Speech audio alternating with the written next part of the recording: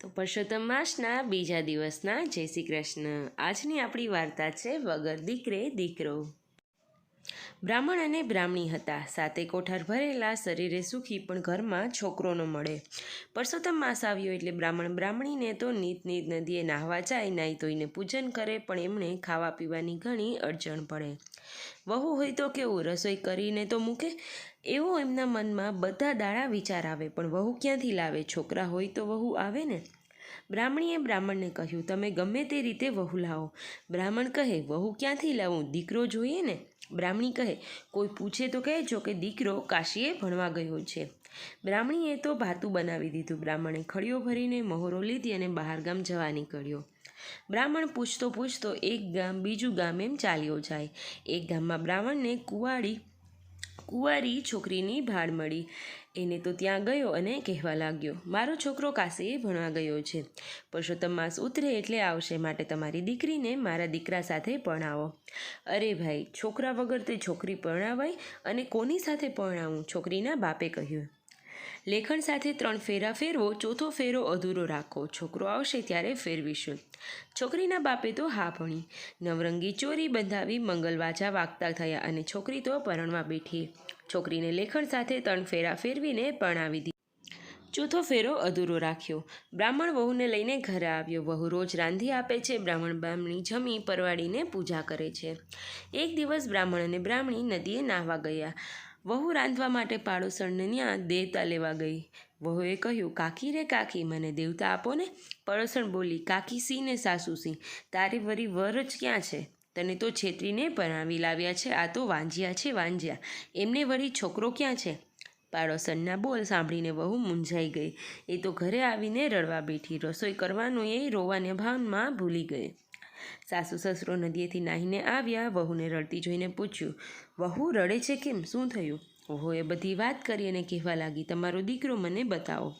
સસરાએ કહ્યું, વહુ તું ધીરજ રાખ, દીકરો આવશે અને અવશ્ય આવશે. સાસુએ તો સાતે કોઠારની ચાવીઓ અને ઘરનું બધું વહુને સોંપ્યું. સાસુના મનમાં એમ કે કંઈ કરતાં વહુનો જીવ ગોઠે છે. વહુએ તો સાસુ સસરો નાહવા ગયેલા તે વેળા કોઠાર ઉઘાડ્યા.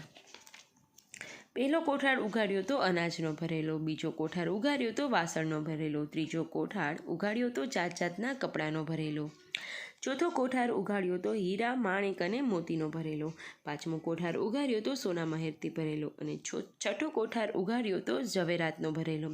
વહુએ 7મો કોઠાર ઉઘાડ્યો. આ તો શું જોયું? દીવાના તેજમાં આખો ઓરડો ચકચકાટ થઈ રહેલો અને દીવાના અજવાળે એક પુરુષ પોથી વાંચે. કેવો પુરુષ! પીળું પીતાંબર પહેરેલું, કપાળે કેસરની આડી કરેલી, ખંભે જનોઈ રેશમી ઉપરનું નાખેલું અને પોથી ભણે. વહુને જોતામાં પેલો પુરુષ બોલી ઉઠ્યો, ઓળો બંધ કરો, કમાડ ભીડો, મારા મા બાપના વ્રત ભાંગશે. પુરુષોત્તમ માસ પૂરો થયે મને બોલાવજો, હું આવીશ અને તમારી સાથે ચોથું મંગળ વર્તીશને પરણીશ. વહુએ ઝટ દઈને કમાડ ભીડ્યા અને મનમાં હરખ સમાતો નથી. એણે સાસુ સસરાને બધી વાત કરી.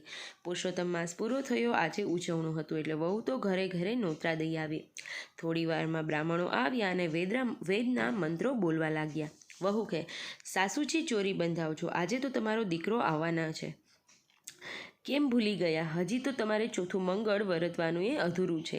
સાસુ તો વિમાસણમાં પડી ગઈ. છોકરો શોને વાંચશી. એણે તો ભગવાન ભરોસે ચોરી બંધાવી અને મંગળવાજા વાગવા માંડ્યા. બ્રાહ્મણ કહે, હવે વરકન્યાને પધરાવો.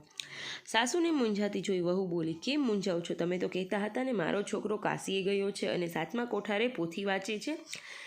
એમણે મને કહ્યું છે, મારું નામ પુરુષોત્તમ રાય, મને છેલ્લે દહાડે બોલાવજો એટલે હું આવીશ. સાસુએ સાથ કર્યો, બેટા પુરુષોત્તમ રાય બહાર આવો. થોડી વારમાં ઓરડાના બારણા ઉઘડ્યા, ચાખડીઓ બોલવા લાગી અને પુરુષોત્તમ રાય બહાર આવ્યા. પુરુષોત્તમ રાયે પીળું પીતાંબર પહેરેલું, કપાળે કેસરની આડી કરેલી અને લાલ ચાખડીએ ચડેલા. બ્રાહ્મણ બ્રાહ્મણી તો પુરુષોત્તમ રાયને ભેટી પડ્યા અને એમણે પરણવા બેસાડ્યા. ચોથું મંગળ વર્તાયું અને 5મા મંગળે પુરુષોત્તમ રાય પરણી ઉઠ્યા. ઘરમાં આનંદ થઈ રહ્યો. જય પુરુષોત્તમ રાય જેવા બ્રાહ્મણ બ્રાહ્મણીને ફળ્યા તેવા સૌને ફળજો. જય શ્રી કૃષ્ણ.